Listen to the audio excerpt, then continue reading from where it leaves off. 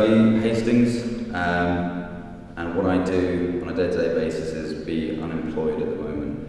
I'm pretty much a walking cliche. I moved to London to try and become an actor. Turns out other people want to do it as well. So I'm acting. I'll go through the range of my emotions that I've got.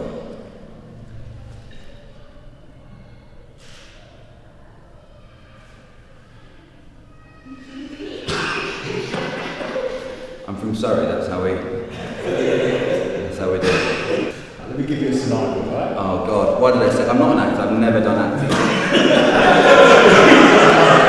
I'm an accountant, I'm just an accountant. I've just counted to 10, so that's that done. That's all right. I only started doing performance poetry in my stand-up, which was in October, and I just did it for the first time and it seemed to go pretty well. I kind of like that idea about, or for me anyway, with the spoken word I write for myself and then just kind of hope other people like it. And I think it's that idea of being completely vulnerable and either, I've had times where I've poured my heart out to something, people have gone, nah, it's alright. I've gone through some pretty dark times screwing up, so seems to be writing about. I've always used poetry as a way to vent. I can think of the best line for some reason, I don't know why it stuck with me, but just the way Kate Tempest started a poem was, I can smell the thunder, and I don't know, something about linking verbs with nouns that don't really go together in the normal sense. I think that's an amazing image in my head for some reason. But in poetry sense, I think, to be honest, my favourite poet of all time is Eminem. I think he's brilliant. He's funny, pushes boundaries, and he's also got that raw side, but also people like Scroobius Pip and Polar Bear and Kate Tempest, people like that. I'm like the littlest hobo, I've moved all over. I grew up in Surrey, and then my parents moved to America, like near Chicago, then Houston, then I lived in Leeds and Scotland, and now I've just come down. So from Surrey to London, I've taken the longest commute possible. That is fun. Click, click, tap, tap. Just sitting at my desk, and I'm so numb, making T's become a test, and there's a ringing in my ear that's pinging tight and near, like a glitch that's high-pitched but still a drowned-out drone. It's my office, getting in the zone. Cold call, cold call, everyone a bold fool. Hello, yes, welcome to my show, I'm just ringing for you to say no. Why? Hang up the receiver. Could you bloody believe it? She said, we don't bloody need you. What a shame as the pitter-patter of the rain clatters down around my brain, which won't let up. It's a wonder I got up, because I don't blunder, I muck up. But I won't show you even if I know you. And if I know you, I no doubt owe you. When I tell you I'm just fine, yeah, you think that I'm just fine, because I tell you I'm just fine, and then I'll have a glass of wine. It helps to pass the time. Then I wander home to another singing drone. My iPod plays what I call relief. I'm in slow-mo beyond belief. Locked up in my invisible prison, lost in the lyrical vision through the beats, the rhymes and the rhythms. You see, the playlist of my life sounds aloud on my stripes, which very barely exist like gorillas in the mist, because when you peel back my seal, they're really no big deal. There's nothing to even heal.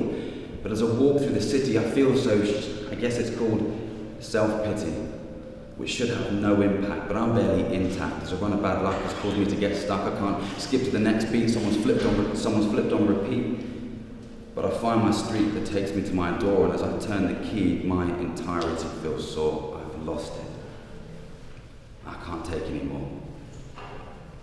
So pour me another drink. I've got no idea what to think, just sit on the spot to shrink, to find a few dots to link me back and leave myself attacked, but it's like my fingers wrap around my throat, then they tighten and choke. I broke. I am a joke. See, I had everything given to me and I threw it all away. Now with no excuse to really come out and say, see, I'm so fake and I really care, but I'm barely even there. And I call myself depressed when I'm really self-obsessed. And I lie there cruelly curled and cruel to the edge of my world because I haven't just got the hump. I pathetically want to jump.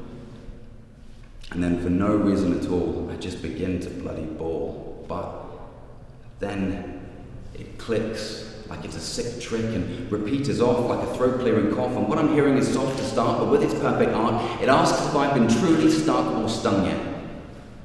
Negative. So I'm not bloody done yet.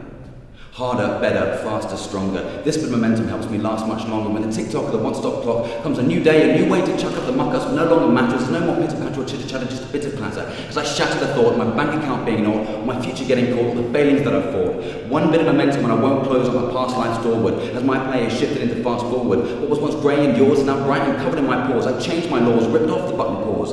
One bit of momentum can ignite this other like a centre's pounding beat, made from pure white heat, which nothing can compete. See, an icon once said that he floats like a butterfly and stings like a bee, but I like the first bit of it, the you can't hit what you can't see. I just wish that had been applied to me as I finally see these that are inside of me, because I'd lie to you when I confide in me and hide the wider scope. Come on, man, what the hell happened to hope?